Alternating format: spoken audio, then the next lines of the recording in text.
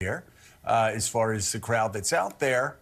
But you've got to do exactly what he did the other night, which is I've got my jokes. I'm going to tell them. I'm going to have fun.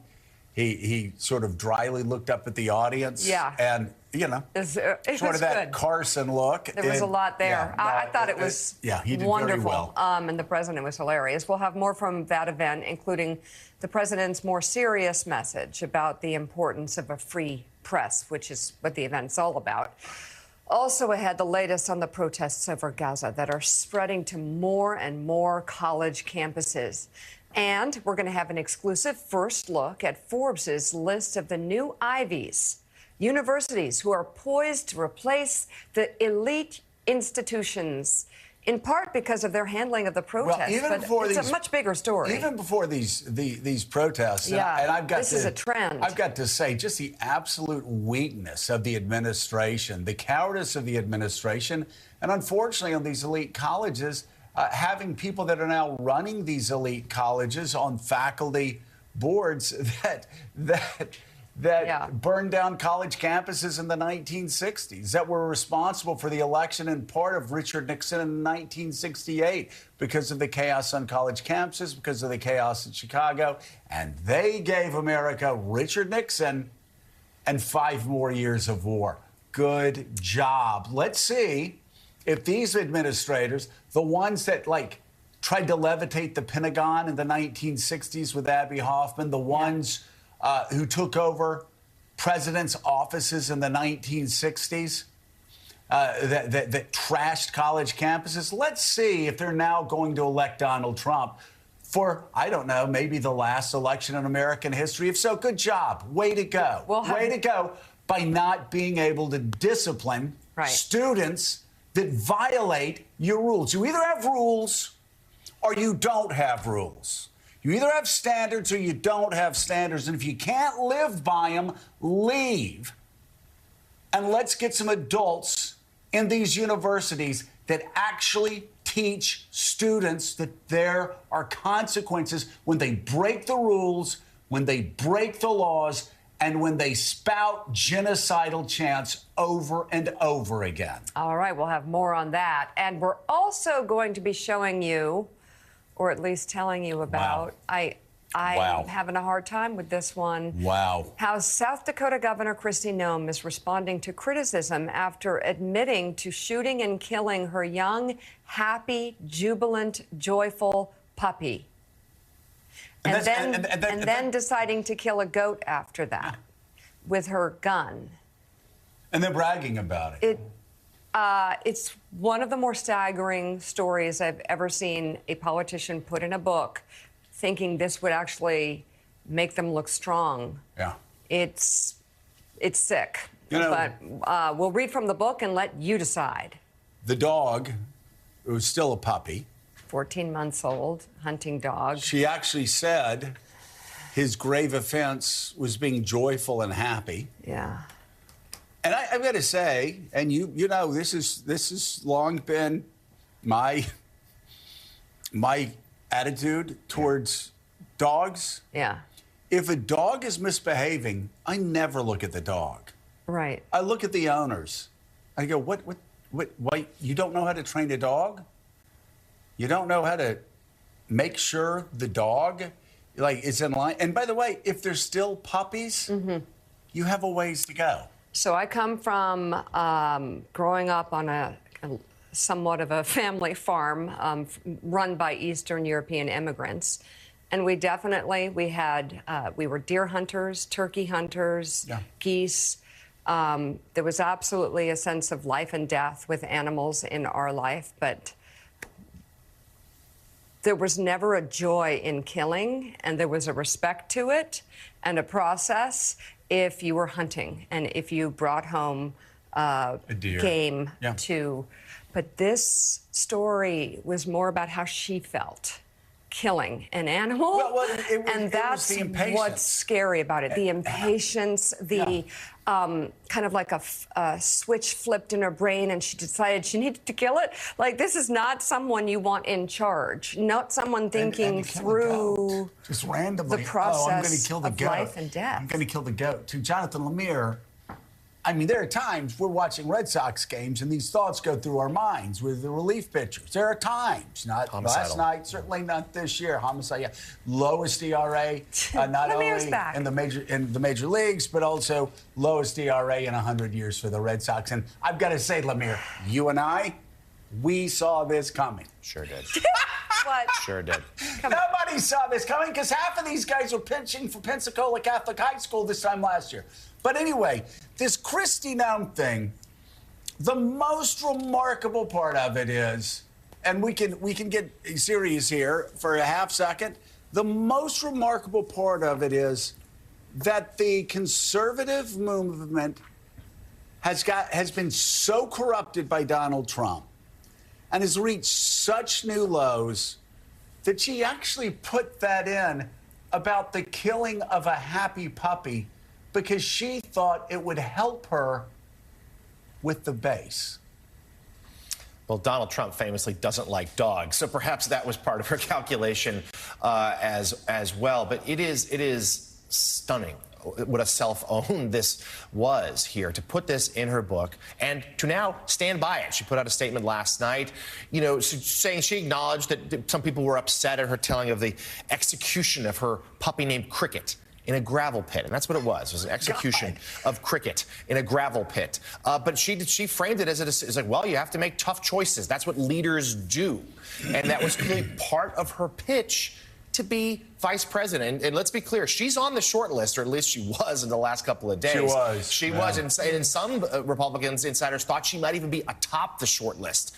Trump was so enamored with her that all may have gone out the window with this revelation, which horrified those on, I would say, some on the right as well, also horrified. But we don't know. Yeah. We haven't heard from Trump yet. Yeah. Okay. No, I mean, tough choices. It's not tough choices. It's like the tough part is you actually take time to train the puppy. Yep. Yeah. You train the puppy. You don't shoot the puppy. If the puppy was nice to neighbors and if the puppy was, quote, too happy. So there's a way. I make tough choices. I kill things that are inconvenient to me. No. Not exactly. It's not sort of... Yeah. We could have a deeper conversation about this because, and we will. Yeah. Also with us, the president of the National Action Network and host of MSNBC's Politics Nation, Reverend Al Sharpton. He loves dogs. Yes, U.S. National Editor of Financial Times. Ed Luce is with us this morning, an author and NBC News presidential historian. Michael Beschloss joins us as well. Do you think Ed Luce grew up in the English countryside with a lot of hunting dogs? Went out like, yes, did whatever, went fox hunting and everything. He's a corgi guy. That's what Alex says. Alex says you're a corgi guy, Ed Luce. I don't know. Did you have 12 corgis walking around your property? We did not, but that's an inspired guess. We certainly didn't have any puppies called Cricket. But as an Englishman, I would consider it to be a very grave offence to execute anything called Cricket. I mean, this is a proof that, you know, it's not guns that kill puppies, it's governors that kill puppies. And I don't know, the silence of the puppies, the silence of the goat, the silence of the horses, there's so many jokes here. I share your tragic sort of reaction to this, but the humor can't be suppressed either. And watching her rivals, like Carrie Lake, people auditioning to be Trump's running mate, post pictures of themselves with puppies. It's just very entertaining. No, it's not. I have to say, I read that with such... I have a story just like that. Hobson, you know, my huge dog, did that to a chicken. Literally. My daughters watched it. And the last thing I would do is be mad at the dog. I was mad at myself for creating this scenario in which the dog had access to the chickens. Right? And I just can't... You got to read it. It takes you to a different place mentally. Like, what does it take to do that to a dog?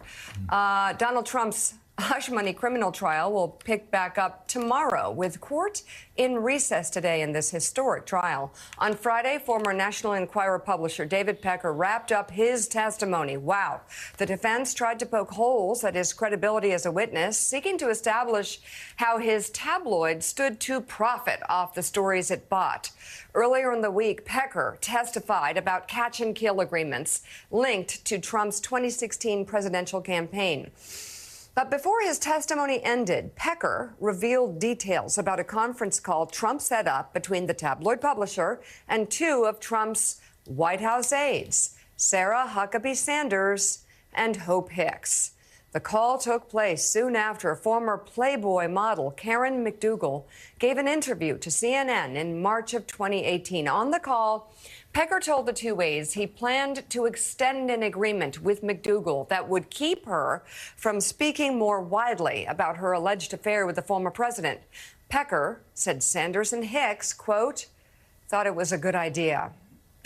Joining us now, former litigator and MSNBC legal correspondent Lisa Rubin. You know, Lisa, it's interesting. The argument that the defense was making really fell flat when they suggested that Pecker was doing this for profit, all of this for profit, when in fact, if he had run the McDougal-Trump story, it probably would have broken records. But he decided to sit on it because, as he said throughout his testimony, he wanted to help Donald Trump, his friend, get elected president. That's true. And, Joe, it was really underscored by the fact that in much of his testimony, David Pecker's bottom line was clear as the primary motivating factor for him. But as Joshua Steinglass, who is a representative of the DA's office, established with him on his redirect, yes, it was to his benefit to run positive stories about Donald Trump, who had long been a reader favorite among National Enquirer readers. But as Steinglass asked him, your intention was never to run this story about McDougal, and Pecker affirmed, I had zero intention. And he said, in fact, if you had run it, that would have been equivalent to National Enquirer gold, right? And Pecker had to say, absolutely, it would have been Enquirer gold. It's a story about a Playboy Playmate of the Year who was alleging, and a story I believed, by the way, a years-long affair with the Republican candidate for president of the United States, who was also a known celebrity and commodity in my universe. That would have been Enquirer gold. And at that point, we broke for lunch. And it was the perfect point for the DA to have reestablished this was far from what the Trump world was calling standard operating procedure for the Enquirer. So, Lisa, there was a lot from the Pecker testimony about affairs, hush money, catch and kill, the whole concept of that type of journalism, none of which is against the law or the crime that he's accused of, the former president. Did Pecker's testimony help prove or begin to help prove the crime that he's accused of? Absolutely, because, Mika, the crime that the former president has been charged with is falsification of business records as a felony. And in order to establish that he's committed a felony as opposed to a misdemeanor, you have to show that he falsified business records with the intent to conceal another crime. And that's where David Pecker comes in. David Pecker is critical to the establishment of the conspiracy to promote Trump's election through unlawful means, where at least one act was taken in the direction of those unlawful means. David Pecker was there for the formation of the conspiracy. David Pecker helped execute the conspiracy. David Pecker's payment to Karen McDougal, which he understood would pose campaign finance law problems, was that unlawful means. So through David Pecker, prosecutors have gotten a lot of what they needed to establish that this was felonious and not just your, everyday garden variety misdemeanor. Trying to pull back, does that testimony seem to add value to what the DA is trying to prove? Did we expect Pecker to be as strong as he was, or were we looking for that in other witnesses that are yet to come? Well, Pecker had a lot of information that we didn't quite know that he would have. Namely, he put himself at multiple conversations either with Donald Trump and Michael Cohen or with Donald Trump alone that help establish that Trump was a participant in the conspiracy and that he knew and intended the results of that conspiracy, which were to promote his own election by subverting the Karen McDougal story. And so nobody was expecting that David Pecker would come in and say, for example, I met with Trump alone in his Trump Tower office in January of 2017. He asked me how Karen McDougal was doing, which was less about care about her welfare and more about was she going to be quiet and compliant. And once I assured him that she was fine, he said, I want to thank you for handling the McDougal situation. I want to thank you for handling the doorman situation. Donald Trump was so grateful that he let David Pecker essentially throw himself a White House dinner that summer, after which, as they're walking in the Rose Garden, Donald Trump resumes that same conversation. How's Karen? How's she doing? All Donald Trump cared about was that David Pecker had an arrangement with Karen McDougal that allowed her to feel satisfied that she was getting something out of the deal. It became clear through David Pecker's testimony that Donald Trump had the knowledge and intent that prosecutors not only want to establish, but have to establish as part of their case. Kept asking, how's our girl? How's our girl? David Beschloss, we have been watching for about Michael Beschloss, I'm sorry. It's really David early. Is It's fine. Monday. David Pecker. I was thinking David Pecker, Michael Beschloss. Yeah, the two of us were sort of two No, of they a kind. Right? No, exactly. Witnesses to history. Exactly. Right? So Said I both was of us. Yes, exactly. So I was thinking back, starting in 2016, 2017, Donald Trump started calling the media enemy of the people. He constantly, throughout the campaign, talked about fake news, derided mainstream press. And it is so interesting that, yeah, sometimes the New York Times gets it wrong. Sometimes NBC gets it wrong. Sometimes the Post, Washington Post, sometimes Wall Street Journal. And they'll get the facts wrong, despite all the editors they have and their best efforts. And then they'll retract. Usually they'll retract it and they'll correct it. It happens. When you get 1,000 stories right, you may get one or two wrong. And yet, Trump has seized on what they've got wrong, or sometimes what they've got right, and completely undermined a majority of America's confidence in the media. Here you had laid out the definition of fake news. And we got to see how Donald Trump masterminded lies about Ted Cruz, that his father had helped kill JFK. Ben Carson destroyed somebody's life by leaving a sponge in their brain. Hillary Clinton saying back in 2016 she has 6 months to live, which, of course, Hillary's doing well, we can report, 7 years later. But one lie after another lie after another lie after another lie that was put out to voters throughout that campaign. And you just talk about cynically undermining the news. It is a move out of the old Soviet playbook, which is try to undermine those telling the truth, and while you are spreading propaganda through a fire hose of falsehoods. Yeah, that's perfectly put. And I guess if he were running against Kristi Noem, it wouldn't have been a good enough story that she kills puppies when it actually happened in real life. So they would have had to invent something worse, amazingly enough. But that's what authoritarian dictators do. You know, Soviet Union is exactly where they did it. When you saw people who were vilified in Pravda, let's say at the orders of Stalin, which they oftentimes were. For instance, there was a chief of police called Beria, and Beria was fired. And this is a little bit later on, the Great Soviet Encyclopedia, which is obviously published by the government, people were told to tear out the page that mentioned Beria and insert a page of the Bering Strait. That is what our lives could be like under that kind of dictator if that ever happens. You know, you were talking about 1968, which I think is a perfect comparison because Donald Trump, knowingly or otherwise, is operating to some extent from Richard Nixon's blueprint. You remember? Well, you don't remember, but I remember that Nixon used to give speeches saying when respect for the President of the United States and tumult in this country has become so tumult has drowned out the president's voice that he can no longer speak almost anywhere except for military bases. It's time for new leadership, he said.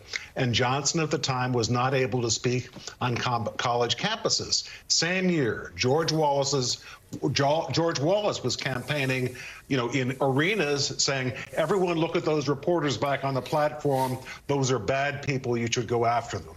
Who does that sound like? Yeah. So Republican Senator Lindsey Graham is coming to Donald Trump's defense following David Pecker's testimony last week about a catch-and-kill scheme to help the former president. Take a look. I think all these trials are political. I think it's selective prosecution. I think what's going on in New York is an outrage. The case is 8 years ago. They created a crime just for Trump. I think it's selective prosecution for political purposes. David Pecker, who ran the National Enquirer's parent company, testified that he paid to catch and kill stories about Trump, specifically to help his presidential campaign. You don't have any concerns about that? Apparently a lot of people do this. Arnold Schwarzenegger, Tiger Woods. No, I think the whole thing is a crock. Obviously, Tiger Woods is not running for president, and the allegation is about, at least not yet. No, I got campaign. it. I think the whole thing's BS. Okay. Yeah, I think it's all BS. Yeah, political BS. So, Rev, it's no surprise that Lindsey Graham would, of course, defend Donald Trump and bring in some false equivalencies while he's at it. And we should also fact check, of course, this is not a charge that was invented just for Donald Trump. But I want to get you a big picture of the politics of this. Far too early to know whether there'll be any impact in November from this criminal trial. But what Graham is saying there is what we are hearing from some Republicans, the idea that this case, it's not that serious. It's prosecutorial overreach. Biden ordered it up, whatever it might be. Do you think that's going to is that talking point going to resonate some with independents, with swing voters who maybe aren't paying attention day to day like we all are, but just hear that Trump's in trouble for X, Y, Z, and they hear about this case, they're kind of like, well, that was a long time ago, and maybe it's not as big of a deal. Do you think there's going to be some merit to his argument? Could it work? I think they're trying to make it work. I think in the long run, whether or not they get away with it is how the Democrats and other independents that believe in the law and believe in not trying to tilt public opinion one way or another to therefore have all the information they need to know about a candidate to vote, how vocal they are and effective they are. We're talking about normalizing a man running for president of the United States that actively engage in trying to, in effect, bribe people into not saying what it is his true character was so he could become the president of the United States. I mean, to normalize this kind of behavior at a presidential level is a danger to this country. How are we raising our kids? And I think if they begin to amplify that, like we were talking earlier about Governor Nome. Can you imagine if somebody came out and said Kamala Harris had shot an animal, how the reaction would be? So we need to talk about this in the sense of what are the standards we're talking about? It is now acceptable to bribe people, including porno stars that you allegedly slept with, in order for you to achieve office. That's acceptable behavior. Then what happens to all of the moral standards that the evangelicals and other supporters of Trump preach to the rest of us? So, Ed Lewis, let's be clear. These are serious charges. And of the four cases, maybe it's the least serious, but this is a criminal offense, and it's a serious case, and we're going to see how it plays out over the next 6 weeks or so. So let's posit that. But let's get you on this topic as well. I saw you this weekend at the White House Correspondents' Dinner. Half of the political world was focused on in D.C., and there was a lot of chatter about this case. Democrats wishing, I wish this wasn't the case that went first. I wish some of the others had come in, and now there's a real chance that none of the other cases will happen between now and the election. So what do you think? With the understanding that we're still a long way from November, but what sort of political implications, if any, might come from this trial? That's a really good question. I mean, it's the case that you'd least like to, well, I want to see this case go forward. This is clearly a crime. You know, you're bribing people to conceal information about your character and then falsely putting that down as an election expense. That's clearly a crime. So Lindsey Graham is wrong about that. But let's just consider why the other cases aren't going forward. Well, the Supreme Court is actively intervening on the grounds which are the exact opposite of the originalism that they claim is their motivating philosophy, the conservative justices, on the grounds that president essentially is king, and a king can do what he likes. They're trying to prevent, and I think will prevent, any trial before November of the Trump January 6th attempted coup. And then there's Judge Cannon in Florida, who's a Trump loyalist, who's a comically bad legal brain, who has really, really bad sort of pretexts for delaying the classified documents trial. So we've got a legal system with Trump appointees preventing really serious cases, criminal cases, being from going to trial. We have one trial that is going ahead. That trial on its own merits is absolutely serious. I think it will damage Trump. It's early to, I don't trust polls, but I think anybody paying attention to the kind of tawdry, just really low character of this man that's being revealed cannot, if you're an independent or you're somebody who's still undecided, you cannot but fail to be put off Trump. So I expect that will be the result. And the final impact of this trial is just the psychological effect on Trump, sitting there without his cell phone, being told to sit down, practically having to ask for a bathroom break, and awaiting Stormy Daniels, the scenario of his nightmare, testifying in front of him. So that psychological impact on Trump, I think, we shouldn't overlook. It's already apparent. Yeah. And Mika, how surprised? I've always been a big defender of the Supreme Court, federal judges. I believe they've been a great balancing act throughout the Trump presidency and beyond, and have usually ruled on these issues in a way that holds the country together. I'm not talking about abortion. I'm not talking about ideology. I'm talking about these Trump challenges. And yet I must say, even I was stunned that even while I want them to clearly define the outer perimeters of official acts, I think this is an important exercise by the Supreme Court. But the fact that some of the conservative justices sat there and allowed Donald Trump's lawyer to say that a military coup could be an official act. Things, A military coup could be an official act. He went down the list. He was asked, went down the list. In any past Supreme Court hearings, somebody doing that would have been derided and mocked and ridiculed here. Other than, I must say, other than Amy Coney Barrett, who was like, wait a second. Hold on. Hold the phone. I've got to say, the other Trump appointeed and Alito and Thomas are, okay, well, maybe it is. It was jarring, and I'm rarely jarred by the Supreme Court. I understand their role and what they do, and that there are very conservative and very liberal people on the court. But in this case, it was staggering. Shocking. Lisa, the trial continues, the hush money criminal trial in New York City this week. What can we expect? Witnesses, testimony that you're going to be watching for? Well, Mika, tomorrow we'll see the resumption of testimony of a gentleman named Gary Farrow, who was Michael Cohen's banker at the now-defunct First Republic Bank. That's the bank through which Michael Cohen directed the money to Keith Davidson, Stormy Daniels' lawyer, and that is an act for which Michael Cohen has now been held criminally responsible. Why? Because he lied on the forms to open that account. But even maybe more importantly, somebody at First Republic Bank flagged the transaction as risky and notified the Treasury Department. We never found out who that person was. That could turn out to be the gentleman on the stand, Gary Farrow, so watch for that.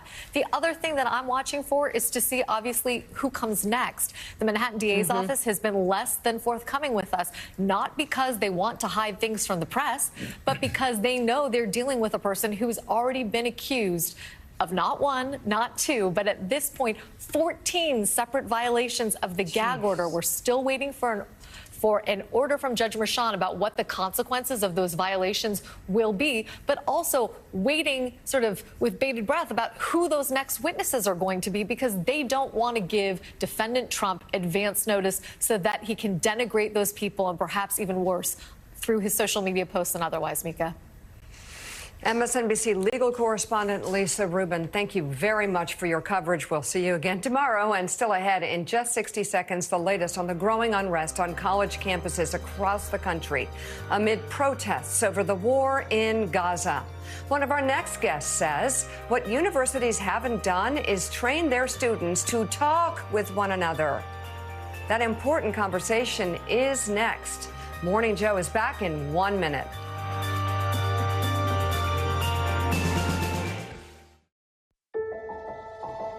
HCM is a serious heart condition affecting as many as 1 in 200 people, like me. And me. I was still short of breath on my beta blocker. So I talked to my cardiologist. And asked about treatment advances in HCM. That talk made a real difference. It gave me new hope. Talk to your cardiologist today. Visit hcmrealtalk.com to learn more. Harry and David makes Mother's Day easy. Share a gift made with love with the mom in your life. Choose from hundreds of stunning baskets and towers. It's the perfect way to say thank you for everything. Harry and David, life is a gift. Share more. This tiny home trend, not for me. Now, this is more like it. The same goes for my footwear. So I went hands-free with wide-fit Skechers slip-ins. Just step in and go without bending down or touching my shoes. Wide-fit, hands-free Skechers slip-ins. I'd like to think that what the students feel about the university is important enough that maybe we could bring this university to a halt and really reorder its priorities. But at the moment, it doesn't seem that this is possible at all. We may halt classes for a few days. We may even halt it for a spring. But ultimately, we don't change the foundation of this university, which is essentially an enormous business corporation.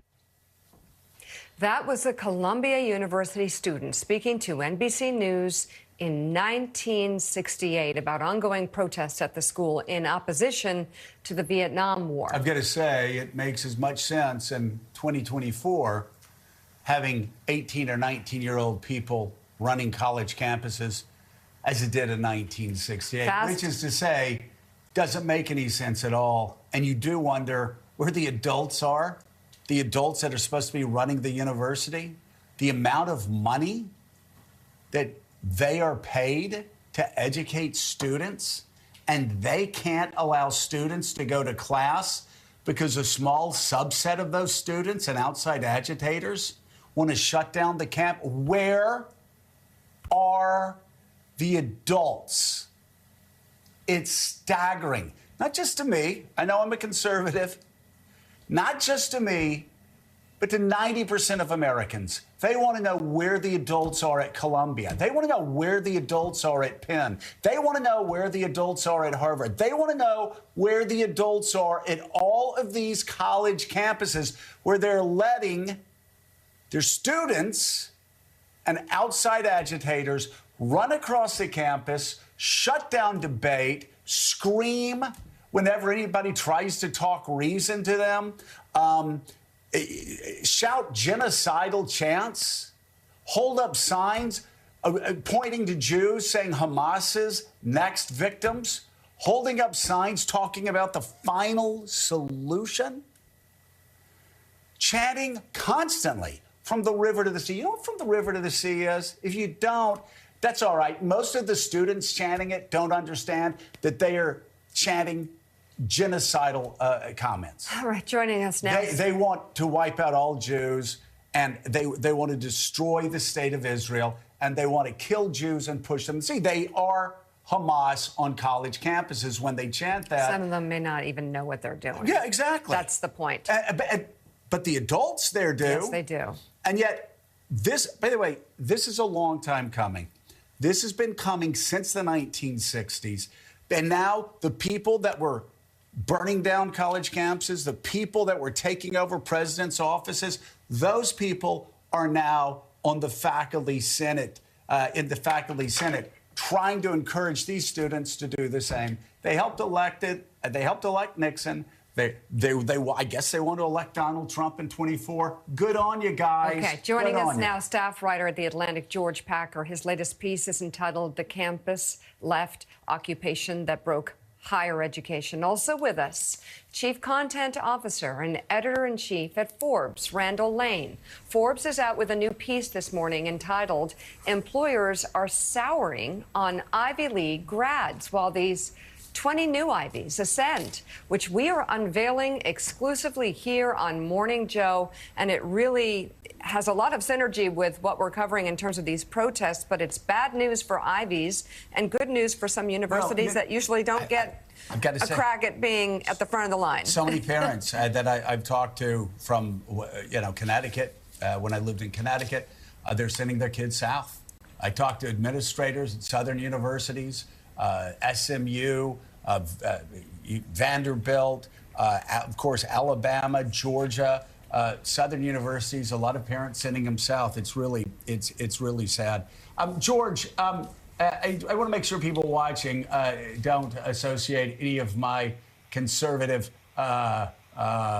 born in the USA comments onto you, because you actually wrote a very thoughtful piece. And let's read it right now. So, in the piece, right with George. You write in part this, George. 56 years ago this week, at the height of the Vietnam War, Columbia University students occupied half a dozen campus buildings and made two principal demands of the university: stop funding military research and cancel plans to build a gym in a nearby black neighborhood. The current crisis brings a strong sense of déjà vu. Ideas born in the 60s have become the instincts of students who are occupying their campuses today. Between oppressor and oppressed, no room exists for complexity or ambiguity. There's nothing to debate, which I think education's about. Elite universities are caught in a trap of their own making, one that has been a long time coming.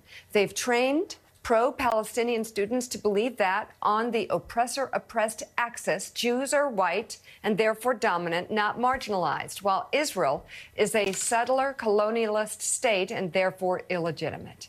They've trained pro-Israel students to believe that unwelcome and even offensive speech makes them so unsafe that they should stay away from campus.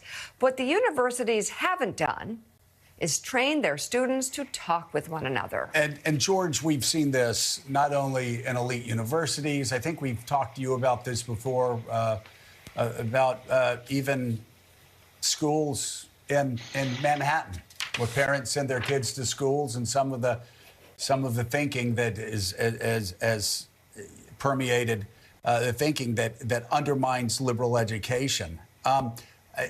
Talk about what you're seeing right now on college campuses and how this has been a long time coming. And most importantly, when we get beyond this, what it actually says about the death of liberal education in some of these elite universities. Yeah, well, first, students have every right to protest. Free speech has to be at the heart of a liberal education. When speech crosses the line into coercion, when it interferes with the rights of other students to get an education, when it seems to be a form of harassment and discrimination based on the identity of the other students, then it's no longer free speech, and it has to be sanctioned. And, it's not an obvious line. Administrators have a very hard time figuring out where free speech ends and coercion or discrimination begins. So I sympathize with their